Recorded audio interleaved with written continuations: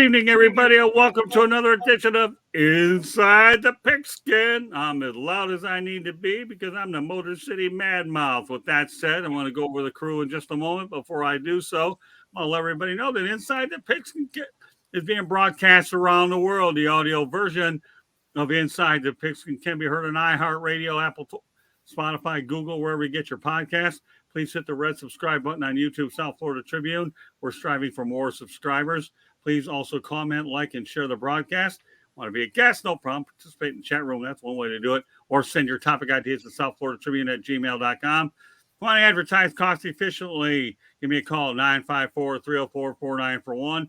We broadcast live on Facebook, LinkedIn, Twitter, and YouTube. Our website is www.southfloridatribune.com, Twitter/X @TribuneSouth. Candy Ebeling is producing the show as well as behind the scenes work on the website. Also have a book out there called Lessons from the Microphone, tuning into the enduring wisdom of visionary leaders, old school media versus new school media. It is available on Kindle and Amazon, and NGVN TV will launch on Roku, Apple TV, Amazon Fire, and mobile devices. It will be in 85% of the homes in the United States and Canada, and 4.1 billion mobile devices. So that should be plenty. With that said, let me go ahead and introduce my crew. Melfar Jr., welcome back as always. Great to be back. How's everybody doing? We're doing all right. And next, Bo Crouch. And by the way, Bo will be on tomorrow night's edition of the Motor City Mad Mouth Show, which does return. Planning to bring on every week. And Bo is going to be the next one. So looking forward to having Bo on a couple times this week. Welcome back, Bo. Yeah, thanks for having me on, guys. You're welcome. You fit in very nicely.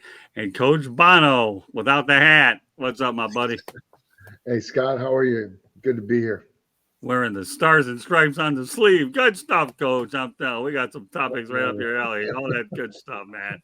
So you guys are watching color. You can see the stars and stripes, and I'm not sure what he's got on the right side, my right side or the left, but there's an American flag. God bless you, Coach. All right. But that said, Travis, no relation to Sherlock Holmes. Okay, he's back. Hey, thank you for having me. I'm very happy to be talking some NFL playoffs today. Yeah, I did a really good job filling on the Sports Exchange. Let me just put the book out there real quick.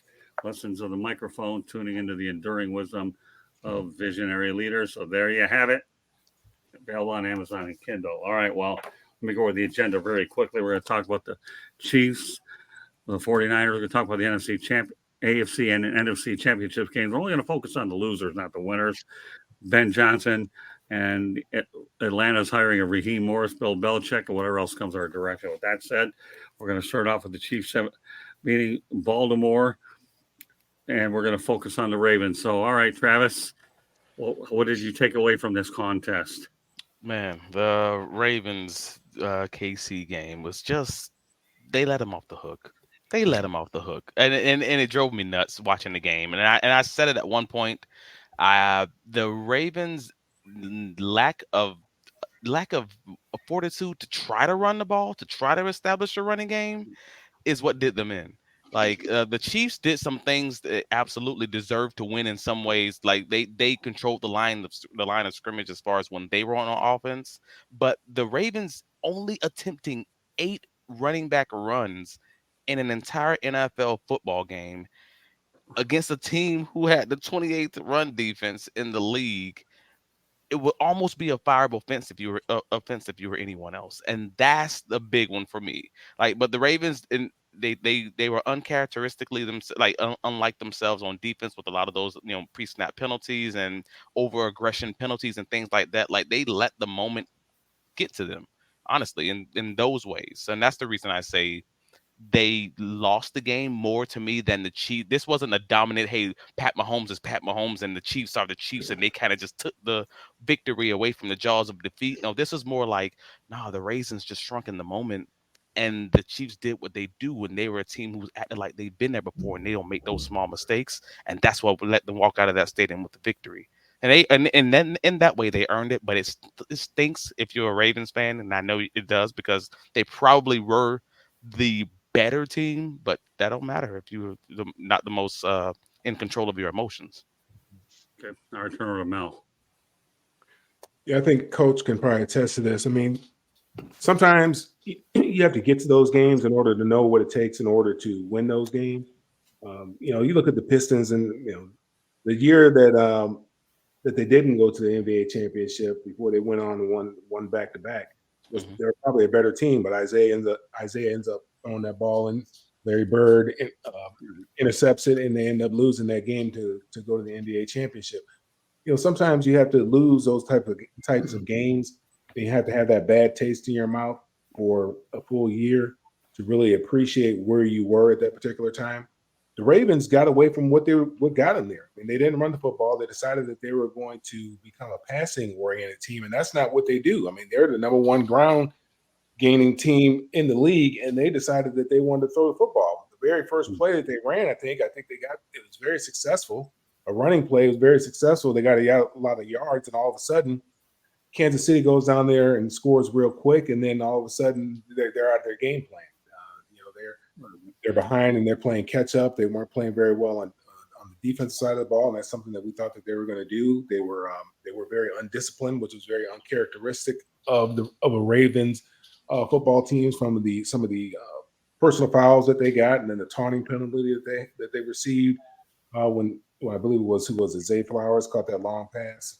Right. As hard as yards were to gain and to get to get behind the defense, and then to have a taunting penalty that's going to bring you back 15 yards, makes it very difficult. And then tries to make up for it. And I get it what he was trying to do. I mean, because the yards were so difficult to gain, he knew if he just ran in there, he wasn't going to get in the end zone. He tried to stretch out, tried to reach the ball over the goal line, and unfortunately, fumbled before the ball crossed the goal line. But I get what he was trying to do, because I'm thinking the same thing. You got to give your body up if you're going to get in there, because you're not going to be able to get in there just trying to run in there. You've got to give your body up, and I don't know what kind of condition you'll be in on the other side of that deal, but at least you would have scored, because yards are very difficult to come by.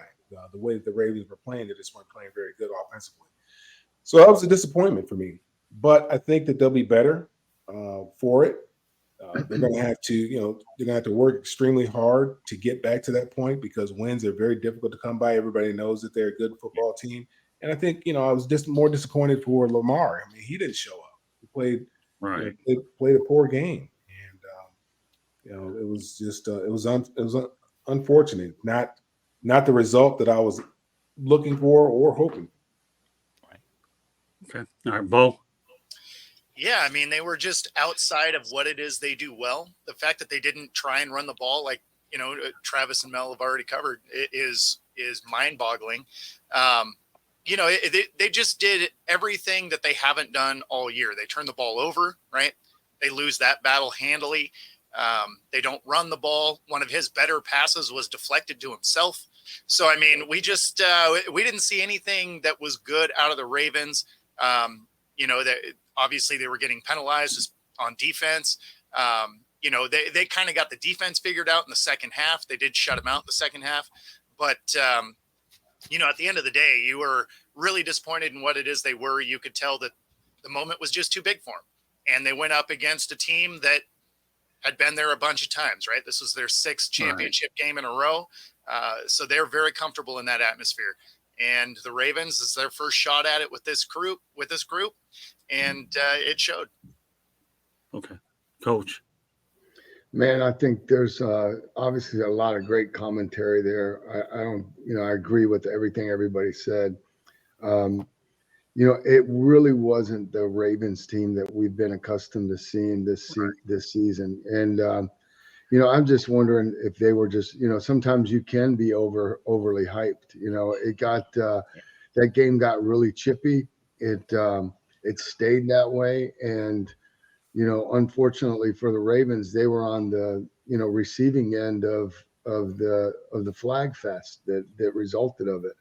And there's some gamesmanship, and you're a player in the NFL, or coach, and if you can get underneath somebody's skin, if you can get them riled up and get them off their game a little bit, you're going to do that. And I think that started in pregame. I don't know if any of you guys saw what happened or heard about what happened with Justin Tucker and Kelsey and Mahomes, and typically like that's going to be like really early pregame. You're talking about pregame where guys are just out there warming up before the teams actually come out for the official pregame. So if that happened and, Justin Tucker's helmet allegedly got thrown aside, I mean, trust me, he didn't like just keep that to himself. Darn well he went back in the locker room and told everybody what happened. And something, as simple as that can get those emotions and that blood boiling. And, it's just unfortunate because I think they're a much better team. Hopefully they will learn from it. And, but, hats off to Kansas City. I thought Steve Spagnuolo had an excellent game plan. They played a really good game all the way across the board. They didn't hurt themselves with turnovers or costly penalties. The only thing I'll add to what you guys have said, all of you have done a really good job on this topic, but I'm just add a couple. Number one, you play for home field advantage throughout the playoffs. Guess what? It didn't matter. Baltimore did not take advantage of it. That's item number one. Number two, I expected Lamar Jackson to be a lot more of a factor running the football. Did not see that either.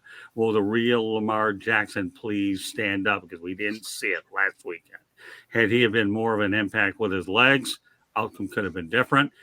But like Coach will do, you know what? Kansas City won when they beat Miami, they did it in the frigid temperatures. They walked into Buffalo thinking it would be every bit as cold. They walked in there and won that one.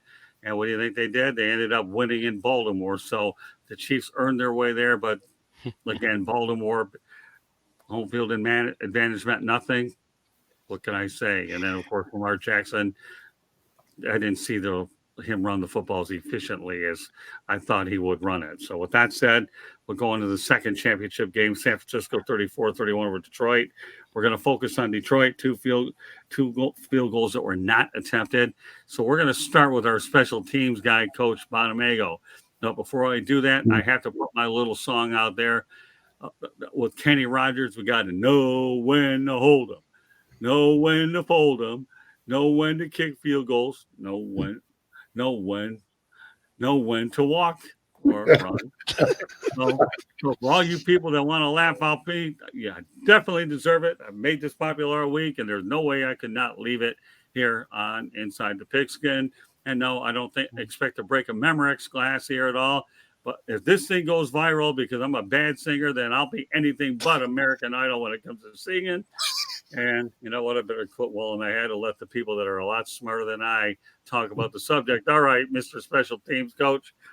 As the whole world is waiting to hear from the special teams coach himself, Coach John Bonamago. Should the Lions have gone for both field goals and left points and not leave the points out there, or should they have done what Dan Campbell wanted to do? Well, I mean, obviously that's the big debate, right? But look, you have Matt Campbell's your coach. I mean, he's been aggressive all year. He was aggressive last year.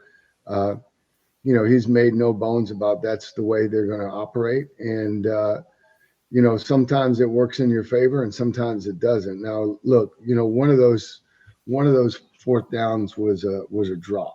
Okay, so again, that's a play that has to be made in that situation. But I really go back to bigger than those two things. I think there's two other plays in that game that really cost them. The first one was a fumble. And I thought of my good friend Mel Farr as soon as I saw the replay of that. I mean, we learned in popwarner that the near hand goes up, the bottom hand becomes a shelf, and whether Goff opened the wrong way or whatever, but it was a basic fundamental. I thought Owens did a really good job in his analysis of that. He said, small mistakes, little fundamental mistakes in the NFL become big issues, and that's what happened. I mean, that turnover right there really, to me, is what opened the door to allow San Francisco to get going and getting back in the game. And the other thing that I think, was a bigger decision was running the ball on third down in 2 minutes, because he had to use a timeout there. They ended up settling for the field goal, and, but they had to, now it left it down to an onside kick. They had no chance of getting the ball back by using their 3 timeouts. So that was a huge mistake. I think in that situation, outside of like just some type of unbelievable look that is just going to be a walk in, you have to throw the ball there just to again, you're going to take the 3 points. Now it's not all on the onside kick. You got 3 timeouts to stop them and get the ball back and hopefully have a chance to, tie the game up or get the go ahead score. So those were, to me, the bigger issues than going for it on 4th down. Because like I said, starting off, I mean, that's who he is. That's the way he coaches. And more power to him. I'm glad he's stuck to that formula. It's worked for him. This time it bit him. So this time, so what you're telling me is the 2 field goals to you aren't that big of a deal, if I'm hearing you correctly. Well, I mean, again, I'm saying that one of them's a drop pass, and then, now, and I'm saying that that's the way he's coached all year. Okay. He's not going to change in that game. I mean, that's, if they get one of those, they catch that 4th down pass. Right. It could be a very different outcome. Yeah, my wonder. And the other part of it too is, like Badgley is not the most accurate guy. I mean, Right. He's a good short range kicker. He's a average mid-range kicker, and I'd say he's probably, below average long range kicker. I think his 50 plus field goal percentage is not real good. So, those are all factors, that are going through your mind when you make those calls. Yeah, I guess the only thing that a lot of people are wondering about, Coach, and obviously you're having coach position, is leaving points on the table during the playoffs. Is there a lot of validity to that thought, or in this particular case with the Detroit Lions, they just didn't have trust in their kicker, and that was one reason why they decided to go that? I guess there's a couple ways to look at it. But I guess my big question is leaving points on the table in the playoffs. Yeah, I mean, again, that's what got them to where they're at. That's my whole point is, they got to the NFC Championship playing that style of football with him taking those type of risks, and it's paid off for them all year. So that's good for me. And that's what a lot of people are going to wonder about. And I think you definitely went out there and really hit you hit a bullseye with that comment. All right, we'll turn over to Travis. Some thoughts about the Lions. Travis, I can tell you what my immediate emotional reaction was, and then I can tell you what my reaction was after the fact. Immediately after the game, without question, I went straight to, you screwed up, Dan Campbell. I knew you were going to lose them a game eventually, et cetera, all the curse words. Because, again, I wanted this to be the Lions in the Super Bowl. I felt like this team, I felt like the fan base, I felt like everybody associated deserved it. And my emotional knee-jerk response was that you ruined it with this decision, forgetting the fact that you had multiple drops by your receiving core on these key moments and these key downs that you kind of, in reality, it's always going to come down to the players versus the X's. It's Jimmy's and Joe's, not X's and O's. And he's playing like Coach said a second ago, he's playing to the way that he's always played. He's playing where I believe in my guys. If you're not a kicker, I believe in my guys, everyone else. And in reality, it wasn't a bad decision. And this is what I can say now that I'm off the cliff. Like, it's not me on the field. They had an over 50%, conversion rate as far as the 4th down conversions throughout the year. They've always been uber aggressive as far as that's concerned. And they haven't even attempted a field goal an outside field goal past 45 yards on the season. They haven't. And that's something that no one was talking about. This is a 48-yard attempt. This is not a gimme for a kicker who hasn't attempted one outside all season. So even if he were to kick those field goals and miss it, then everybody would have been like, oh, well, it's fine, I guess, because it was the right decision. Nobody cares about what was right. They care about if it worked. And if these decisions would have worked, everybody would have been like, great, attaboy, good job, Dan. If they didn't work, so now he's a chump, or he's this, or he's that, he screwed it up, whatever. That's how the game goes, baby. That's why you get paid the millions of dollars. Sucks, but I kind of don't disagree with the decisions now that I'm off the cliff. Okay, fair enough. Both Hey, you and Coach. Scott, can I just make one point? Absolutely. Go I ahead. apologize, but I just looked it up while Travis was. So Badgley's career field goal percentage for 50-plus yard is he's 5 for 13 in his career. So that's 38%. From 40 to 49, he's 37 and 48, so 77%. So and a lot of those inside also, and that changes the math too. Well, yeah, Coach, thanks for bringing those facts in here. We appreciate it. This more or less validates everything that you said from the outset. Thank you, Coach. I appreciate it. Good stuff. Good work. Now, then again, you're becoming a journalist now in your second career outside of coaching. Okay, of all the people that have come a long way over the last season here, Coach Bonamago today, this guy's come a long way. He really is. And I'll tell you what, I don't care whether I've trained a lot of guys that are younger or some people older. Coach Bono, man, if you ever go back into coaching, great. I know I'll get an interview from you because I know how to get a hold of you. If you don't, you decide to stay with me, it won't break my heart. We'll just go ahead and build this bad boy together and live off of your insights and experience. I could go either way. I'm not going to lose no way with you in this program. I need a raise to what you're paying Mel. Yeah, well, if you do, well, then you know what? I got news for you. You and the rest of us here. That's why I'm out there behind the scenes looking for ways to do it as well. So 100% a raise of zero, still zero, right, Mel? Yeah, exactly. Yep. Exactly. I'll tell you what, Coach. We'll double it. Coach, when the time comes that you write a book, I'll make sure you have an opportunity to market it on here, and anything we could do to help with some moolah in your pocket, or as I need a ghostwriter. No, don't worry. I'm working on a couple of those for you. I really am. All right. I got a couple in mind. I'll give you your number. Actually, she used to work for the Deerfield Beach Observer, so I'll make the connection. I've never let you down yet, have I, Coach? No, you haven't. What makes you think I'm going to start now? I know you won't. Thank you. Exactly. Bingo. All right, on the Mel. Yeah, I think Candy said it best. I mean, hindsight's always 20/20. I don't have a problem. I mean, if it were me, but I'm not a gambler, so how I would coach a game is entirely different. But this is who he is. That's who he's been ever since he got there. He's aggressive.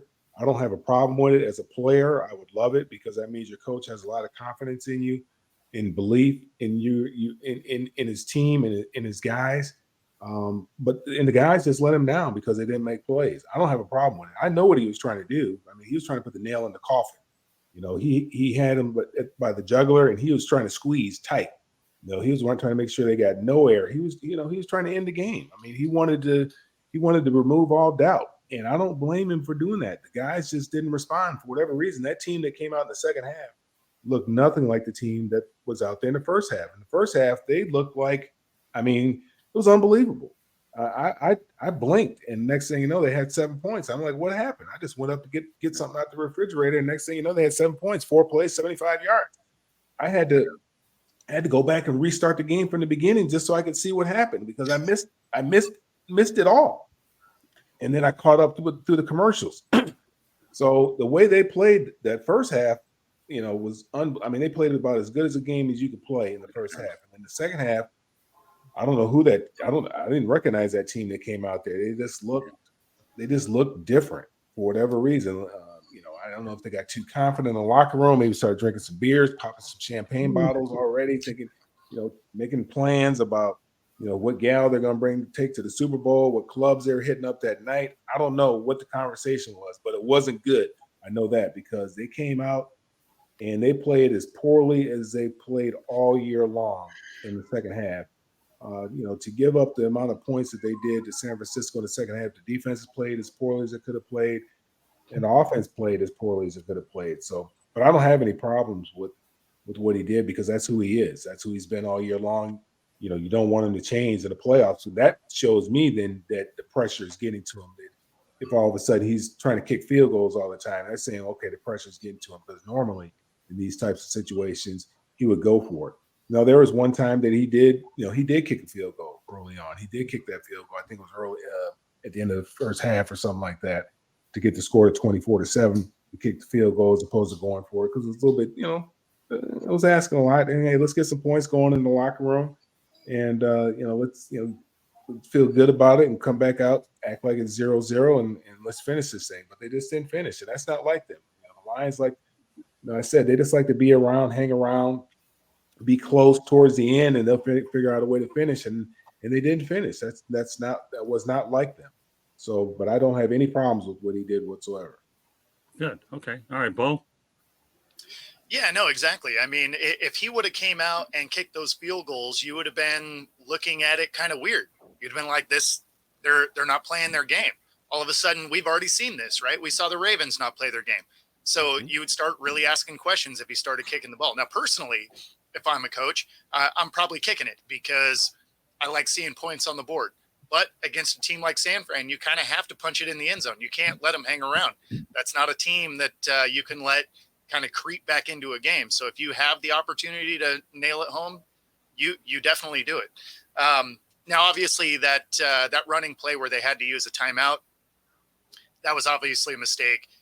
You run passing plays there to preserve your timeout. That's just a clock management issue. So that one falls on Dan Campbell, and he acknowledged that actually in a press conference the next day. So he says that that's something he probably should have done differently. But when you look at the fact that he goes for it on fourth down all the time, I didn't hate the play call.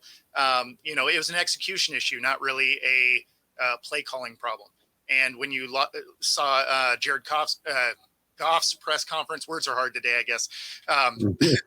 When you saw Jared Goff's press conference, he was saying, yeah, he loves that play call. He loves that he believes in his team, and he just needs to throw a better ball in that situation.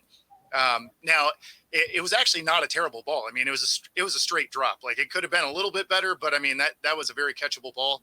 Yeah, I don't know. But as far as leaving points on the table by not kicking the field goal, we're only saying that because they didn't execute. Otherwise, this isn't a conversation at all. So would I have kicked a field goal? Sure. But that's not what this team is. Well, judging by Coach Bono's facts that he just gave us here, I think it's pretty easy to say that the Lions are going to be looking for a field goal kicker during the offseason. I mean, they don't use him anyway. What's that? They don't use him anyway. They can keep him. Also true. Yeah, they don't have Gus the Mule walking through those doors. They don't have Eddie walking through those doors. They don't have Mattprater at his best walking through those doors. They don't have Jasonhanson walking through those doors. So they're looking for a field goal kicker, but I can't resist doing this again. Okay, Kennyrogers, you got to know when to hold them. You got to know when to fold them. You got to know when to kick the field goal. And you got to know when to walk and run away. You got to do it, man. This has been my thing all week. Got to do it to you guys. All right. I mean, based on those stats, I think he did know his guy probably wasn't going to make it. Well, you know what? It's a good song, so it don't matter how we have it. I've been using it all week. But no, you guys did a really, really great job breaking this topic down, probably better than all the other shows out there, because what you guys did on this, and I haven't been watching those shows any this week. I didn't want to care. In fact, I'll be out of the loop of watching TV over the next 2 weeks, and I'm even thinking about taking my wife somewhere to not watch the Super Bowl, because I don't want to hear I want to relax. I want to get more work done to plan more stuff for us and all these other shows, the other networks we're talking about. But you know what? You guys did a really good job breaking down both sides, talking about it objectively and not emotionally. And that's the biggest trap a lot of people make when they're in journalism. They really do. Get emotional, get the clicks. You guys look at it from both ends. And that's where I'm really proud to have every one of you on this broadcast. I really am. I say that from my mind and my heart. And you guys have nailed it, period. I mean, and Coach goes out there and comes up with these facts and is putting on the journalism hat, even though you don't have the hat on today, but at least he's wearing it. Anyway.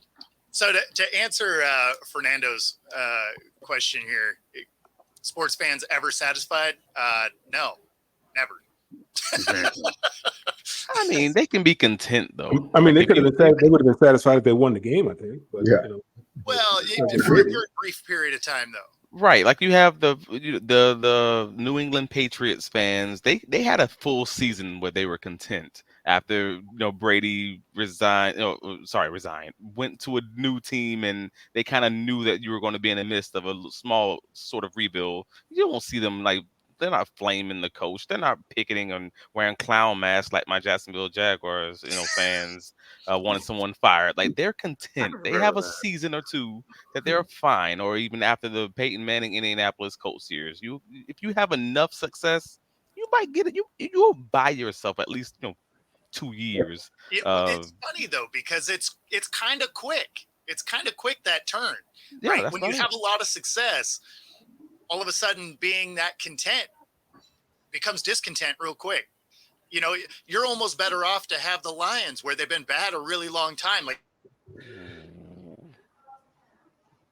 Uh-oh. Yeah. Yeah, I don't know if you want to be the Lions. Like, that's a little much. Well, Yeah. that's okay. Definitely don't want to be the Lions. No, what I was saying is they're excited about a win for the Patriots. If they don't get a ring, it was a failed season now. Right. No, I hear you. I totally get where you're coming from. So, all right. Well, you know what? Not all is bad in Detroit. The biggest foregone conclusion everybody thought was going to happen isn't going to happen. And we're going to talk about Ben Johnson staying with the Lions as their offensive coordinator. Apparently, according to Adam Schefter, he may have priced himself out a little bit, and some teams were spooked. It wasn't, and as it turns out, the Washington Commanders going to interview Aaron Glenn for the job anyways. So, I like the idea that Ben Johnson's coming back, continue to build that offense and decide where he really wants to go when the time is right. Loyalty, I guess, does mean something to Ben Johnson. So, even though it was a tough loss, and I think Jared Goff and the whole offensive unit could play every bit as good next year as they did with this group, especially with Ben Johnson leading the way. Well, you know what? We're going to start off with the guy that finished off, and that's Bo. All right, Ben Johnson sticking around. You like it? I mean, yeah, for Detroit, it's fine. It's kind of a bummer for the Seahawks, Yeah, right. they were still in that market. They need an entire coaching staff still. So, after getting rid of their OC and DC this week. So at this point, it would be nice to see them making steps forward. But for Ben Johnson, yeah, I mean, obviously, if the number wasn't what was going to make him, jump ship, then yeah, you go back and you try and run it back. See if you can, learn from the mistakes you made through the playoffs here. And, it's going to be a tougher division next year, but I still think they're the front runner there. And maybe run it back. So I don't know what he was asking for, but it had to have been sizable. 18 million. What's that? Yeah. 18 million. 18 million a year? Yep. Yeah, see, I would have struggled wanting to throw that money after a guy that hasn't been a head coach yet. Well, I heard numbers of 15, 18 million, like you said, Bo. Yep. Who's going to shell out that kind of money for a guy that hasn't been a head coach yet? I don't know. NFL owners are rich, but I don't think they're stupid. That's why they became billionaires. So, all right, Coach Bono, talk about Coach Johnson. Well, here, I think there's conflicting reports about that now. And his agent, Richmond Flowers, who I coached in Jacksonville, has come out and said that that's not true. I mean, I crossed paths with Ben in Detroit in 2019. He was an offensive quality control coach for us. I was always been really impressed with him. Really, really smart guy, good person, good family man.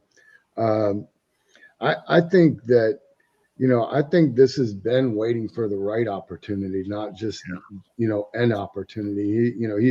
He was in the same position a year ago and interviewed for a bunch of jobs and made the decision to stay where he was at. And, last year was his first year calling plays. I mean, he's doubled down this year. He had even better year, better numbers. I think this is as simple of a guy having maybe, something that we don't see a whole lot of in professional sports is number one, self-awareness, and two, patience. You know, those jobs are fantastic. They're extremely hard to get, but they can also be short-lived if you're not in the right situation. I think he did the absolutely, you know, in hindsight, walking away from the Carolina offer a year ago. I think that's turned out to be exactly the right decision. And so, you know, as he's looking at these rosters and he's having conversations with, you know, general managers and ownership and that sort of thing, you know, there are probably some things that maybe just, you know, didn't sit well with them, or he just felt like, you know, looking at a year out, what, you know, maybe there might be another team, you know, a la, you know, the Chargers that opens up, that's got a quarterback that's a proven commodity, and Right. you know, where he could go, and you know, wherever you go, the expectation is not going to change. You're getting hired to win, and you know, if you don't, you know, not in the playoffs, you're not making progress, you know, you're not in the Super Bowl, you know, Right. in 2 years now, 3 years at the most, they're going to be having another press conference introducing another head coach. So I think that Ben, in my opinion, is looking for more than just, you know, hitting the NFL lotto. I think he's trying to, you know, get someplace where he can have some staying power. Well, that's a good point too, Coach. So let me continue on that trajectory where you're at. Number one, Ben Johnson has 2 years left on his Lions contract, and the Lions did not readjust the money to get him to stay. So to Ben, it's more than just about money. I think he wants to finish this thing through, is what he does, and get him to a Super Bowl and win it. And then at that particular point, his bargaining power will be a lot higher anyway. So everything you said, Coach, is to me right online. So Mel, why don't you pick up where I'm at and provide your own observations on it? No, I agree with Coach 100%. I mean, I think the numbers may have been out there, but you look at the team that number was thrown at, was at Carolina. That's not really a good job. They don't have a quarterback. And the unfortunate thing about him, you know, for him, is because they were playing so well. It's very difficult to get the interviews, and those positions get, you know, the better jobs probably got filled earlier. Like the best job probably out there was probably the Chargers job. Now, you know, Coach talked about patience. You know, I think, you know, Sean Payton, if he could do it again, he probably would have waited, sat out another year, and see if he could have got that Chargers job. I mean, everybody kind of thought that Chargers job might be available last year. Ultimately, it was not available. It became available this year, and it's a very competitive market out there. You know, Jim Harbaugh wanted more than $12.5 million, but you know, the Spanos family, they wouldn't give him more than that. But so he went ahead and took the $12.5 million. But that's probably, and he's a proven commodity. He's won in the NFL. He's won at the college level. So he's a proven commodity. You know, then he's not a proven commodity as a coach, as a leader of men, as a head coach, as a leader of men. He's done a great job with that offense. But I think just like Coach Brown said, it's the same thing that I was saying. Those jobs just weren't attractive to him. You look at the quarterback situation in Washington. You know, who's your quarterback? I don't know where they draft at. I'm sure they may not be able to get one of the better quarterbacks. I'm not sure. I don't know.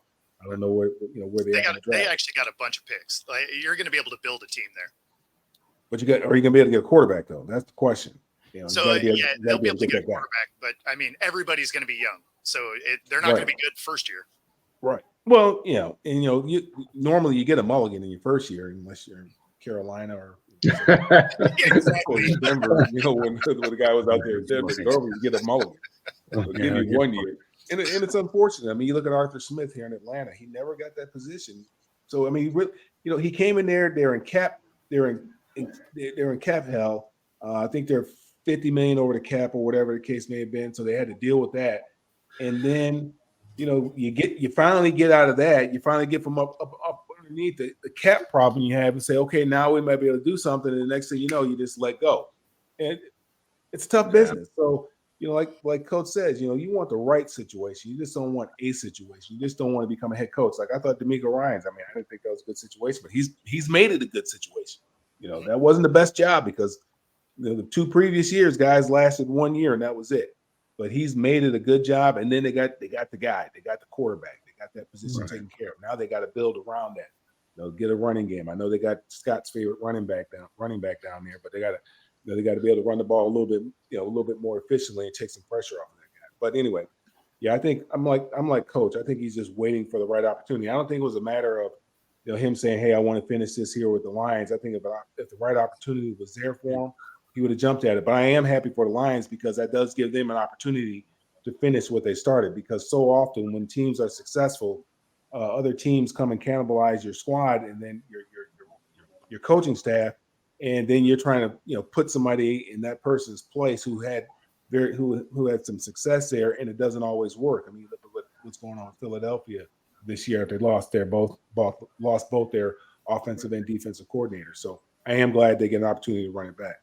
Yeah, Frank Reich only lasted 11 games, so that pretty much backs up everything you guys are saying. All right, Travis, go ahead.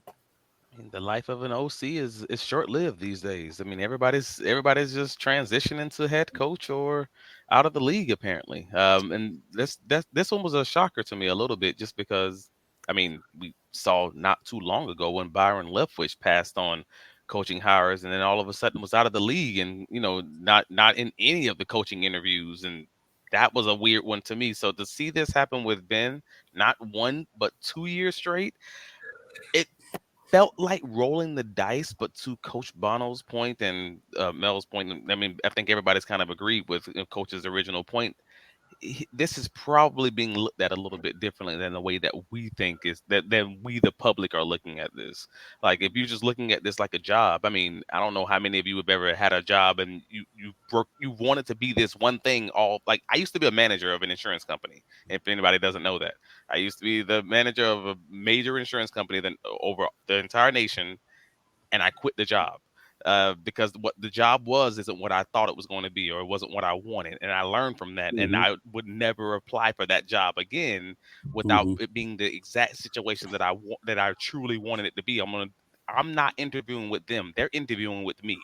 And that's probably the way that it feels like he's looking at this. Like, I'm going to turn down Carolina, Indianapolis, Houston last year, and then turn it around and turn down Washington and Seattle this year. And he only turned down Seattle after talking with them on the phone, having the in-person interview, probably asking those hard questions. I say all that to say, it sounds like he's treating this like some of us treat corporate America. I'm going to interview. I'm not just interviewing with you. You're interviewing with me. Sell me on why I should take your head coaching job.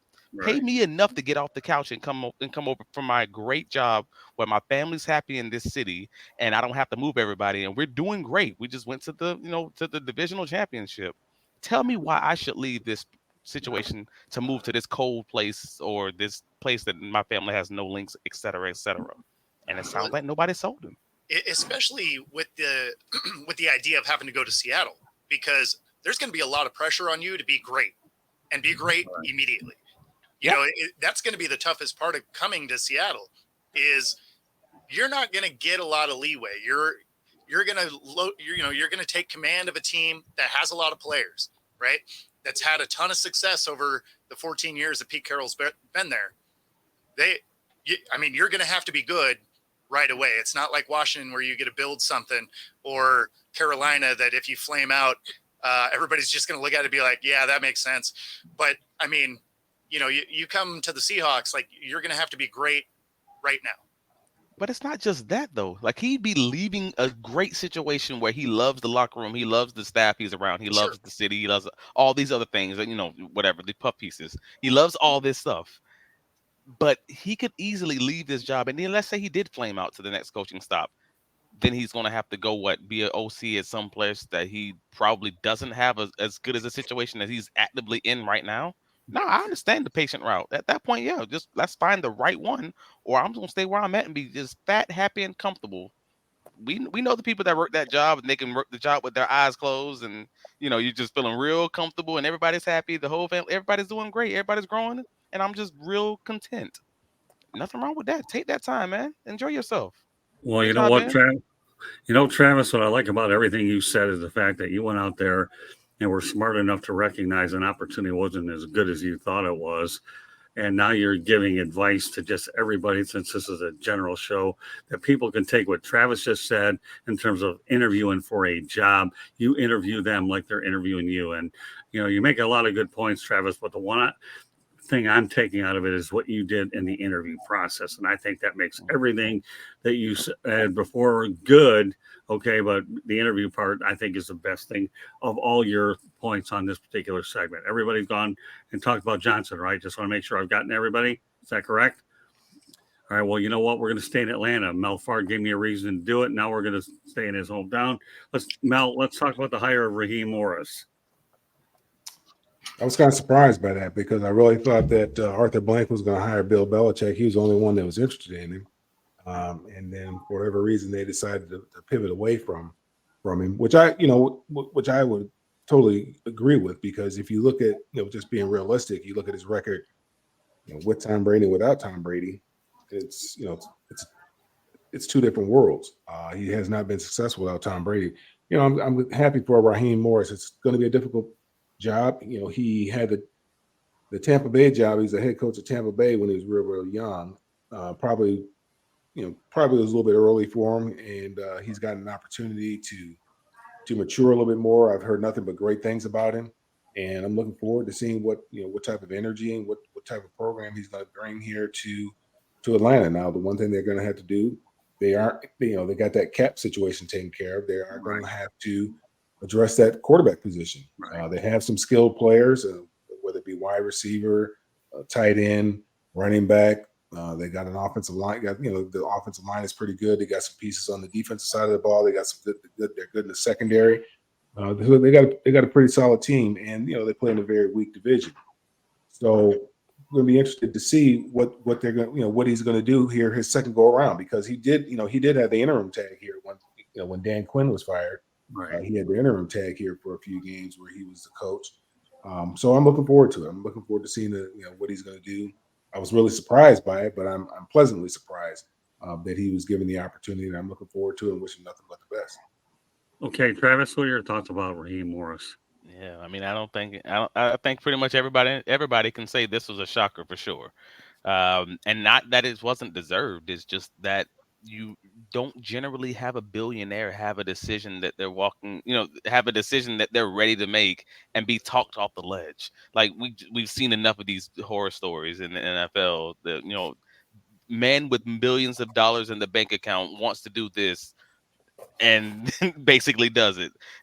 Drafts Johnny Manziel, hires so-and-so as a coach with no NFL experience, does it, et cetera, et cetera. This is just one of those situations where it seemed like Arthur Blank was going to hire Bill Belichick because that's what he wanted to do. And it seemed that it took everyone in that locker room or in that executive office to talk him off the ledge, but successfully they did. Terry Fontenot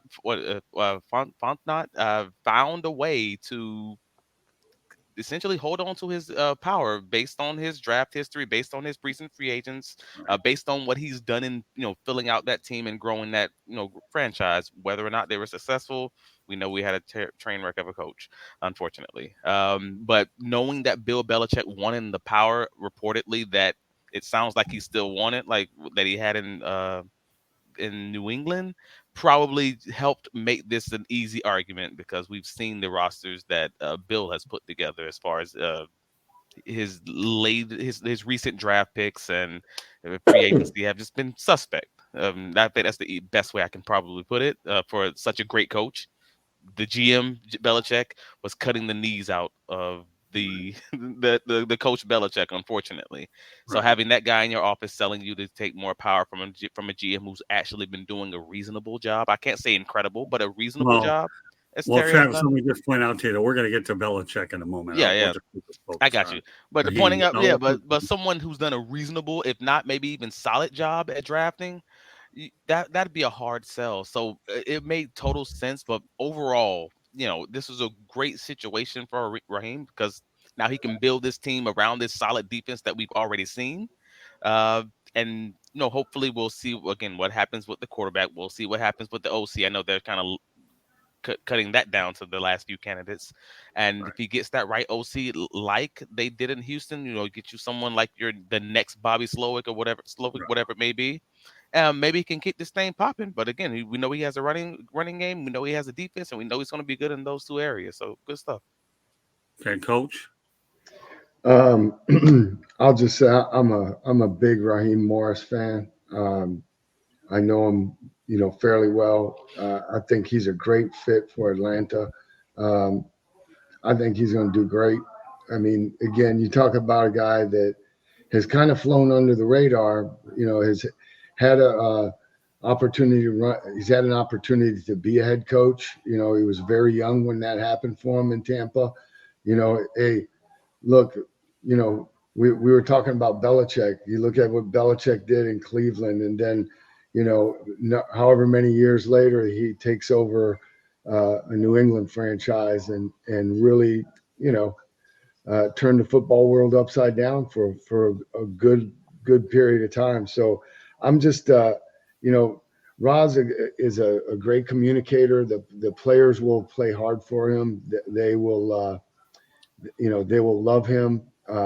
He is smart, and I think this is a great hire for the Falcon fans and for the city of Atlanta. I think it's a match that I see him and Terry Fontenot and Rich McKay and that whole group. I see them working hand in hand, and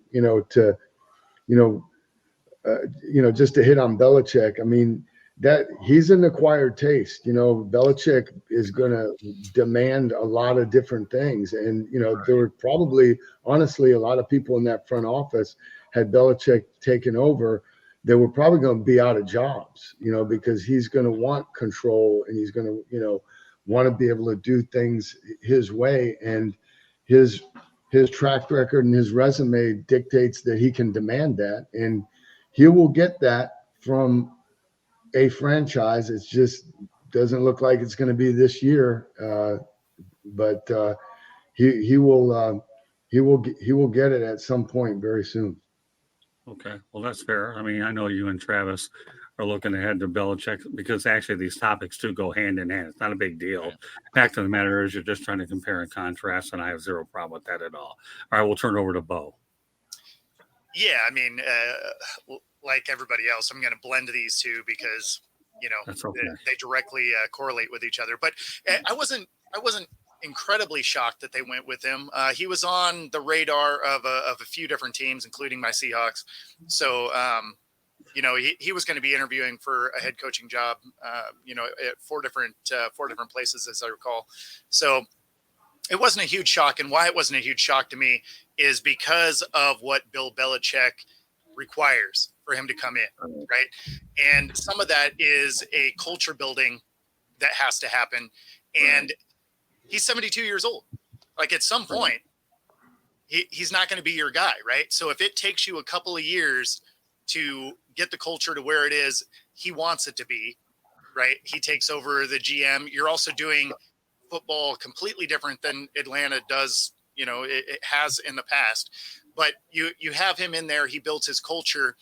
So once he's changed all of those things, he has 2, maybe 3 years before he's probably hanging it up at, 77, right? Say he's there for 5 years. I mean, all of a sudden you're spending all this energy building a culture that isn't the long-term answer. I don't know how you do that, because then whoever comes in next is another huge culture shift. Whereas bringing in Raheem Morris, there's elements of this that of football operations that doesn't have to change dramatically for him to come in and do what it is he does.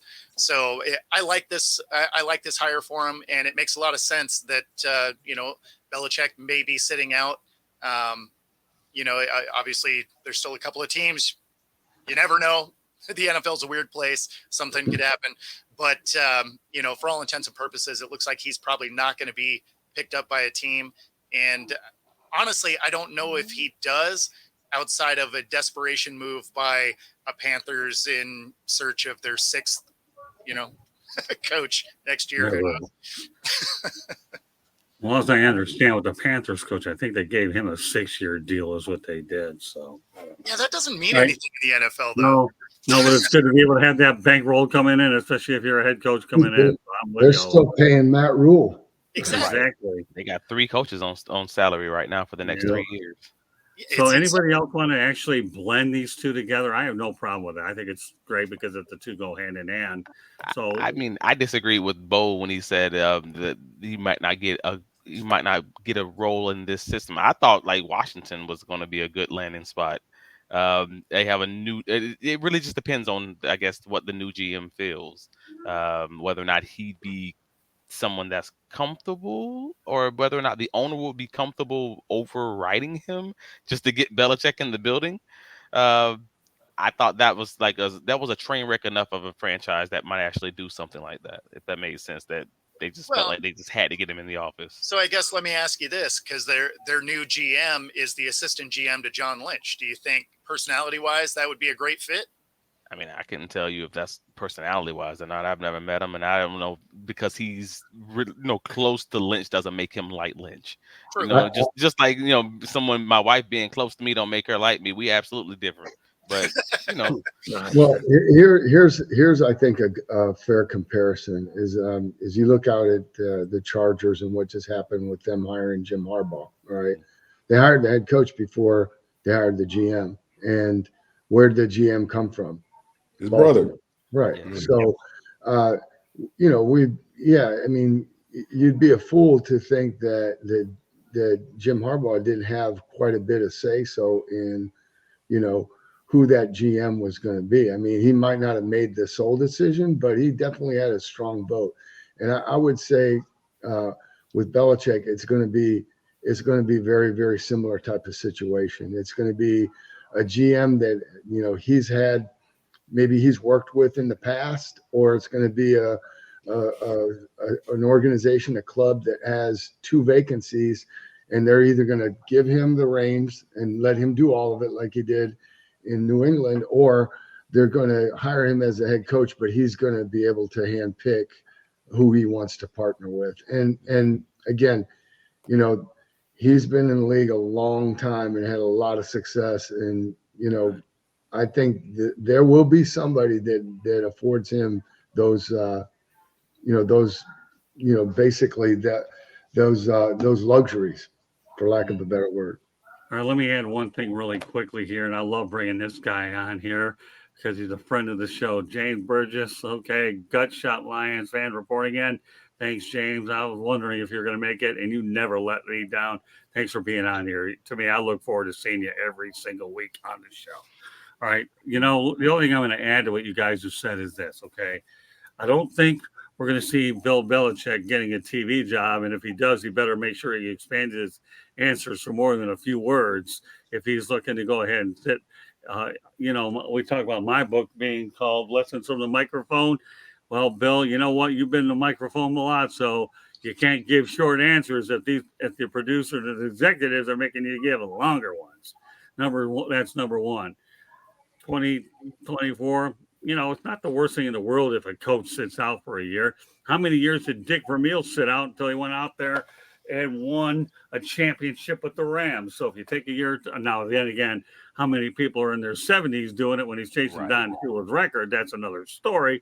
So it's not totally uncommon there for that to happen at all. So, hey, you know what, Bill Belichick, the only thing I actually wonder about, to me, is whether he's being judged by the last 4 years without Tom Brady.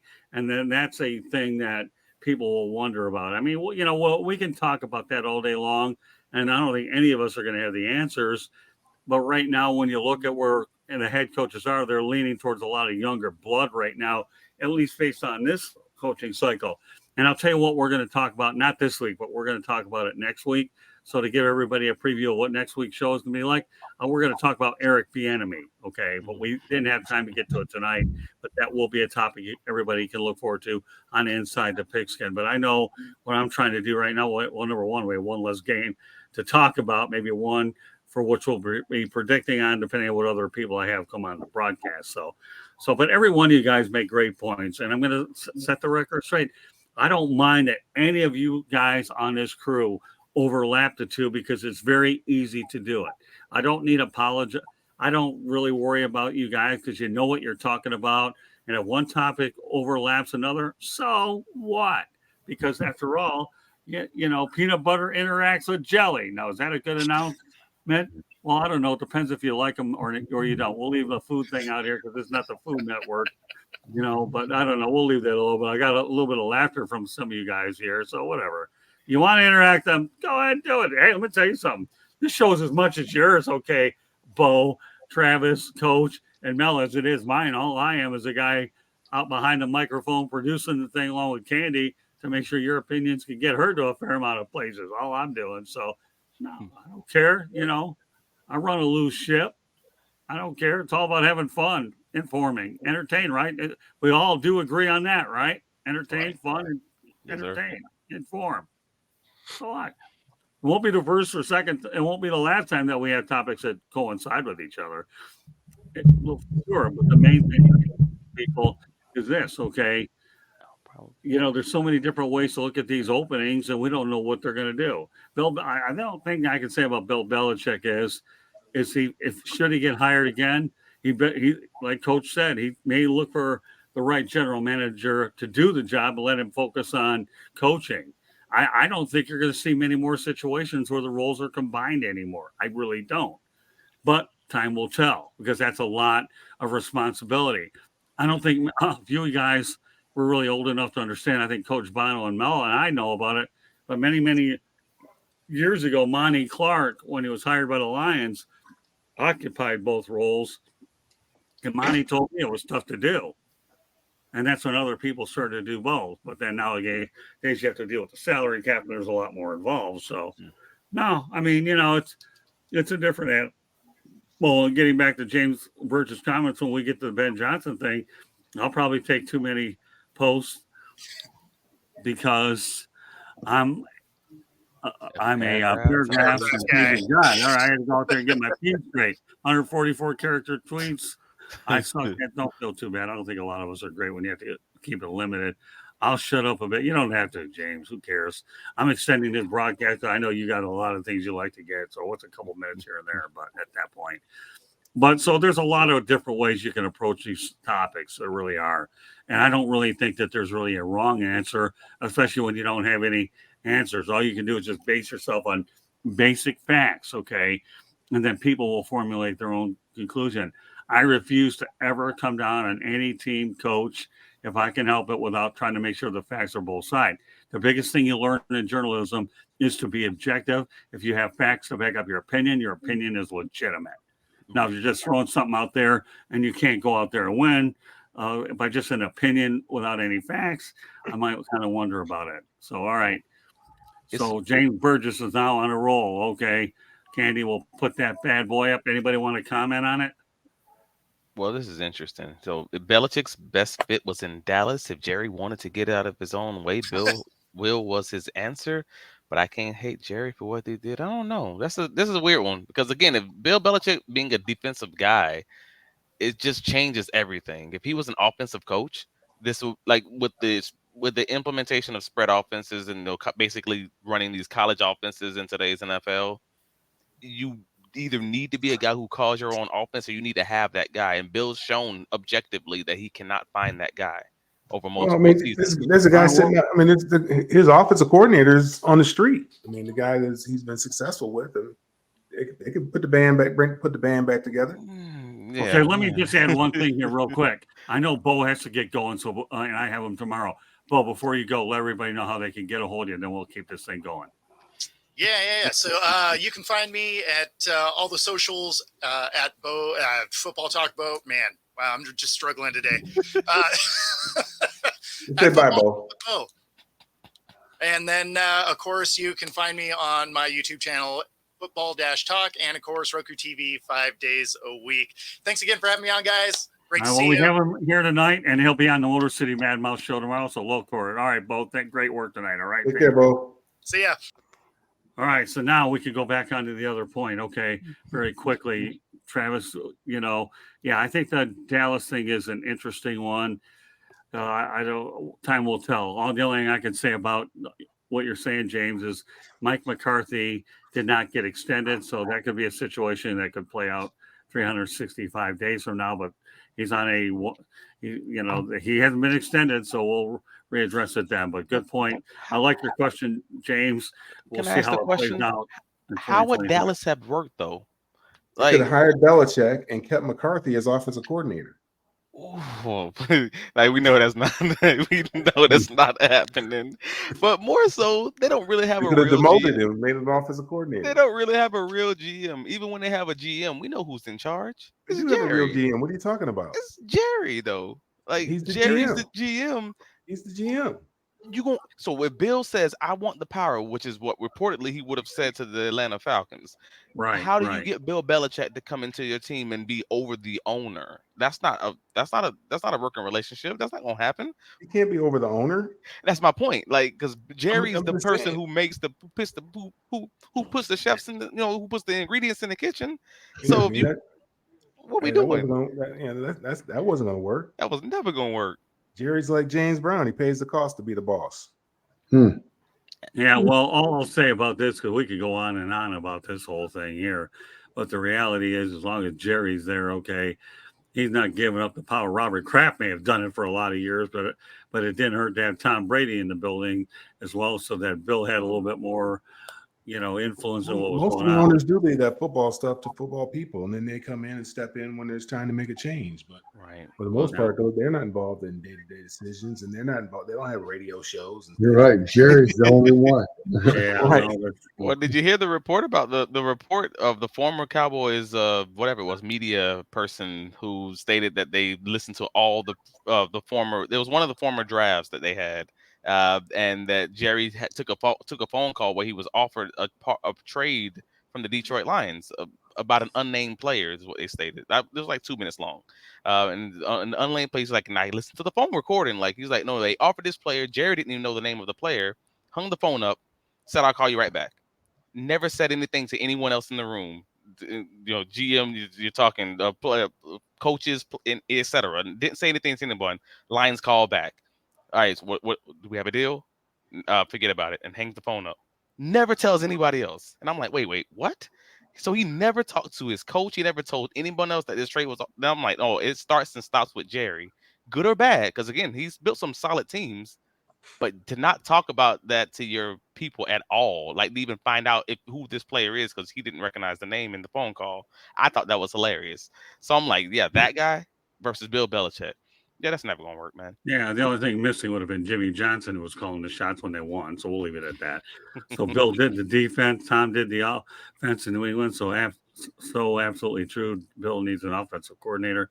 You're right, James, but he won't need one this year because you're not going to be coaching. But unless you want to go ahead and talk about Josh McDaniels, we'll leave that for next week's show. Should we get around to talk about it? But good point, James. All right. So with that said, that pretty much concludes our broadcast tonight. Okay, so any of you guys have any final comments as we get ready for no NFL football this weekend, unless you want to call the Pro Bowl games anything, which I'm not gonna. Oh, okay. I'm excited. Hey, I don't know about you. You won't have to love it for football purposes, but I don't mind watching an exciting flag football game here and there, or some skills competitions. I miss the old school, like basically Madden-esque competitions, throwing through hoops and all that stuff. There is some fun in that, so I'm looking forward to that in Orlando. Well, many years ago, I actually covered a Pro Bowl game here in Miami, so it doesn't really matter. And my good friend Jerry Green, well, God rest in peace, Jerry was a good friend of mine in Detroit, said, you know what, I never covered them. I didn't care for them. They're garbage. So when Jerry Green, who's a Hall of Fame, and Coach Bono, you know who Jerry Green is, right? Remember him? Yeah, and I know Mel does too, right? Jerry Green. This guy here is a king. Up until the last year or so, he had been to every Super Bowl, and he came down to Miami. We talked about that's okay. I hope you enjoy it, but I don't think they're worth anything. So whatever. So any closing thoughts, real quick, from any of you before we call it a night? I think I'm good. Okay. Well, with that said, Mel, why don't you let everybody know how they can get a hold of you? Get a hold of me on all the social media at Melfar Jr. Also follow what we have going on for the youth down here in Georgia and also in Michigan at melfar.org. Okay. All right, Coach. I know yours is easy. Yeah, mine's easy. You can find me here on Tuesday nights most weeks, and then on LinkedIn, or if you're driving the streets of Palm Coast, you might find me. Oh, there you go. I'm sure we will. I'll find you soon enough when I get my book up there, and then we're going to go out there and have a fight to eat. So that's not a matter of if, it's a matter of when. All right, Travis, go ahead. You can find me on all the socials, Travis D. Holmes. You can find my writings covering the Jacksonville Jaguars at bigcatcountry.com as the news correspondent. And throughout the season, you can find me at, the Jacksonville Jaguars games or events with A7BN Sports as their game day analyst. Thank you, guys. All right, well, I like James Burgess' closing thought. Good to see all you enjoy a bye week till the big game. Well, you know what, Jane, we always enjoy having you on. Great stuff, pal. All right, I shall let everybody know one more time that Inside the Pigskin is being broadcast around the world. The audio version of Inside the Pigskin can be heard on iHeartRadio, Apple, Spotify, Google, wherever you get your podcast. Please hit the red subscribe button on YouTube, South Florida Tribune. We're striving for more subscribers. Please also comment, like, and share the broadcast. Want to be a guest? No problem. Send your topic ideas, southfloridatribune@gmail.com. Want to advertise cost efficiently? Give me a call at 954-304-4941. We broadcast live on Facebook, LinkedIn, Twitter, and YouTube. Website, www.southfloridatribune.com.